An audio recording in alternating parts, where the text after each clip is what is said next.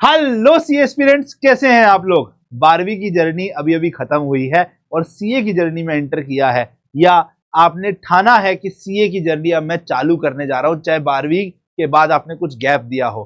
But अगर आपने ठाना है कि मैं सितंबर 26 अटेम्प्ट में पहला पड़ाव सीए फाउंडेशन का पार करने आया हूं, मेरे को कैसे करना चाहिए, क्या करना चाहिए, किस तरीके से मैं फर्स्ट अटेम्प्ट में सीए फाउंडेशन पार कर सकूं, तो उसके लिए आज एक पूरा रोड मैप बता रहा हूं।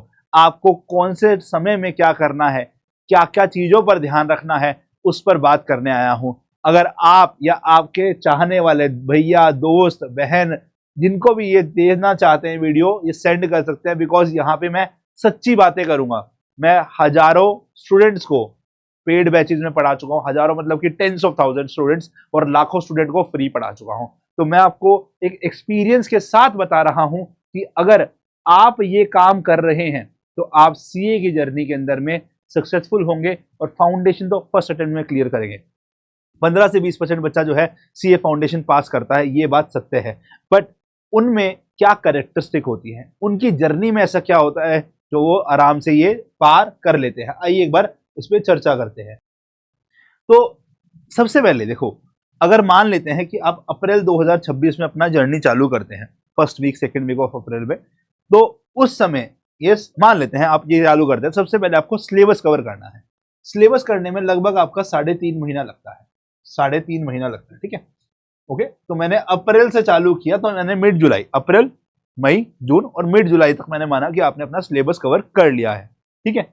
अब सिलेबस कवर करने का मतलब क्या है? Institute of chartered accountancy of India, ICAI, ये आपको एक BOS पोर्टल है, वहां पर आपको सारा स्टडी मटेरियल देता है। इस BOS पोर्टल के अंदर में अगर आप जाएंगे ना, आपको ICAI की किताबें मिलेंगी, सीए फाउंडेशन की।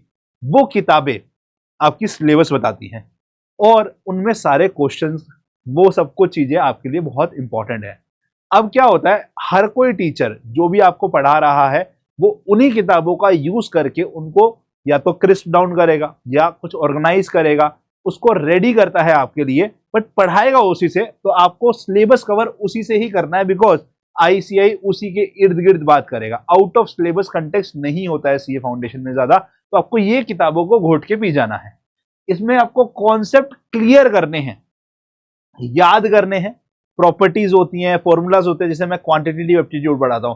अकाउंट्स के अंदर में जो चीजें हैं वो पढ़नी है, लॉ में जो चीजें हैं वो याद करनी है। हर एक चीज, हर एक टीचर जो बता रहा है उसको 100% करना है। अब एक चीज का ध्यान रखना, सिलेबस कवर करते टाइम पे, मुझे पता है आपको आदत है सिलेक्टिव स्टडी करने की, एग्जाम ओरिएंटेड स्टडी करने की। ऐसी गलती इस जर्नी में मत करना, क्योंकि ICAI अनप्रिडिक्टेबल है। मैं आपको ये लिख के दे सकता हूं। 2022-23 तक प्रिडिक्टेबल था, अगर उससे पहले कोई आपका भैया पास किया होगा ना तो अलग बात है, बट 22-23 के बाद से ICAI अनप्रिडिक्टेबल है।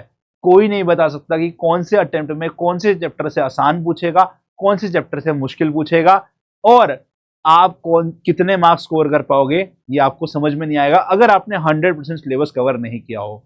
अगर आपको भैया आपके बोल रहे हैं, दीदी बोल रहे हैं लॉ को ध्यान से पढ़ियो, लॉ में डरने की जरूरत है, तो यस, आपको लॉ समझने में दिक्कत है। मैथ्स को ध्यान से पढ़ियो, मैथ 11वीं 12वीं में नहीं थी तो प्रॉब्लम होगी, ऐसा कुछ नहीं होने वाला। मैथ्स में प्रॉब्लम नहीं होगी अगर 11वीं 12वीं में भी मैथ्स नहीं है। बट आपको हर एक चीज को भी यस 100% कवर करना है।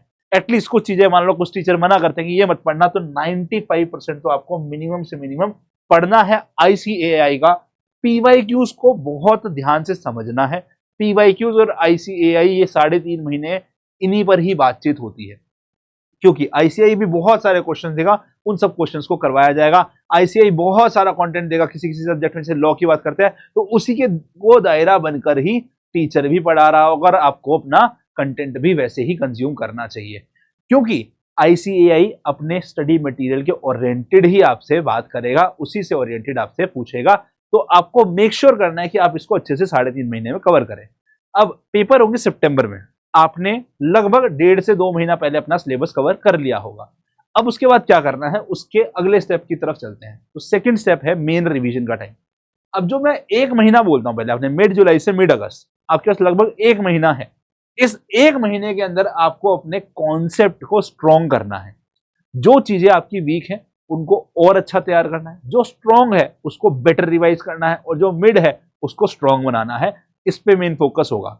उसके अंदर में आपको याद करने पे भी फोकस करना है। अब आपने लर्न किया था, आप चीजें भूलते हो, तो इस समय आपको बहुत याद करने पर फोकस करना होता है। इस समय आईसीआई आपके एमटीपीज भी रिलीज करना शुरू करता है। तो एमटीपीज और पीवाईक्यूज यहां पर आपने लगभग मान लो 4 से 5 अटेम्प्ट के किए थे, तो अब आपके ये कवर हो जाएंगे इस समय के अंदर में लगभग 8 से 10 अटेम्प्ट के। ठीक है, तो जब आप इन पर फोकस करते हो ना, तो आपको समझ में आता है कि आईसीआई कैसे क्वेश्चन पूछ रहा है, आप क्या चीजों पे कमांड बना के बैठे हो, किन चीजों को पक्का करना है, ये उस समय यही करना है। डिटेल प्लान इस समय कैसे रिवाइज करना है, किस चीज का यूज करके रिवाइज कर सकते हो, वो सब चीजें हम बाद में बताएंगे। बट ये प्लान होगा कि हमारे को सिलेबस पहले कवर करना चाहिए मिड जुलाई तक, और उसके बाद जो अगला 1 महीना होगा उसमें एक अच्छे डिटेल्ड रिवीजन करनी है। ठीक है, यस। अब लास्ट का जो 20 दिन है, लास्ट का जो 25 दिन है, वो अलग टाइप की रिवीजन मांगता है। अब आपका सब कुछ तैयार है, आपको क्रिस्प रिवीजन करनी है। क्रिस्प रिवीजन मतलब कि देखो, आपको एग्जाम से पहले ना 1.5 दिन की छुट्टी मिलती है, मतलब 1.5 दिन बोलते हैं हम लोग, वैसे 1 दिन बीच में गैप होता है, एग्जाम देकर आए, फिर 1 दिन का गैप होगा, फिर अगले दिन एग्जाम होगा। जैसे 2 बजे पेपर दिया, 5 बजे पेपर खत्म हुआ, तो अगले दिन छुट्टी है, फिर 2 बजे पेपर होगा अगले दिन। तो 1.5 दिन की छुट्टी मानते हैं हम लोग। उन 1.5 दिन में वो बच्चे को कैसे रेडी होना है ना, वो आपकी 20 से 25 दिन आखिरी की जो स्ट्रैटेजी है उस पर डिपेंड करेगा। तो ये 20 से 25 दिन जो है ना, इसमें क्रिस्प रिवीजन लगती है। टीचर्स मैराथन करा रहे हैं, टीचर्स आपके रिवीजन सेशन ले रहे हैं, टीचर आपकी प्रैक्टिस सेशन ले रहे हैं, बहुत कुछ टीचर करा रहे होंगे, बट आपको क्रिस्प रिवीजन खुद से करनी है। कितना आप याद रख पा रहे हो, कितना आप जो है अपने आप से तैयार हो पा रहे हैं। टीचर भी करा रहा है तैयार आपको, और आपको भी क्रिस्प रिवीजन पे मेनली फोकस करना है, और उसके साथ साथ टेस्ट देने हैं, क्योंकि आपको समझ में आएगा आप क्या गलती कर रहे हैं। कुछ बच्चे टाइम मैनेजमेंट की गलती करते हैं, वो सुधरेगी इस समय में। कुछ बच्चे जो हैं अपने क्रॉस चेक कर पाते हैं कि भैया मैं जिस सब्जेक्ट के अंदर में जिस टॉपिक को स्ट्रांग मान रहा था, वो स्ट्रांग तो निकला ही नहीं, मुझसे उससे क्वेश्चन हो ही नहीं पा रहे मुश्किल वाले, या कोई आसान बेसिक क्वेश्चन पूछ लिया बट मैंने कॉन्सेप्ट को ऊपर ऊपर से पढ़ा था, वो बेसिक क्वेश्चन ही नहीं हो पाया। तो आपको क्लैरिटी यहां मिलती है। कोई टॉपिक आपको लग रहा था मेरा वीक है, बट उसके सारे क्वेश्चन कर पा रहे हो, तो आपको समझ में आना शुरू हो जाएगा।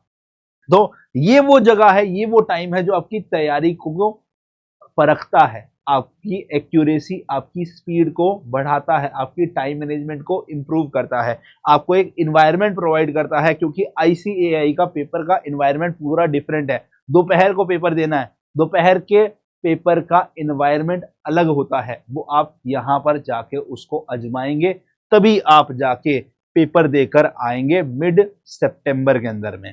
ठीक है, तो ये आपकी जर्नी रहने वाली है। एग्जाम से पहले क्या करना है वो हम बाद में बात करेंगे, बट मोटा मोटा मैं बता रहा हूं आपको, वापस से क्लियर कट देना चाहता हूं। आपको सिलेबस पे फोकस करना है 3.5 महीने।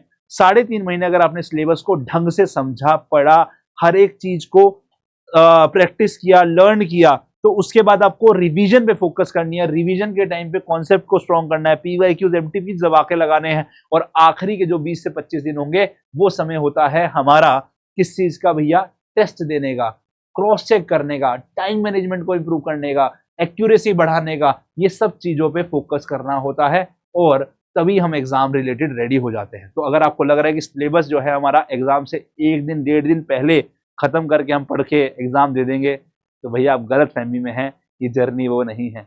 अगर आप ये तरीका अपनाना शुरू करेंगे फाउंडेशन में, इंटर में भी यही करना है, थोड़ा बेटर तरीके से करना है, थोड़ा और प्लान तरीके से करना है, और आगे भी यही करना है, तो ये फाउंडेशन में सीख लिया तो आपकी जर्नी बहुत आसान हो जाएगी।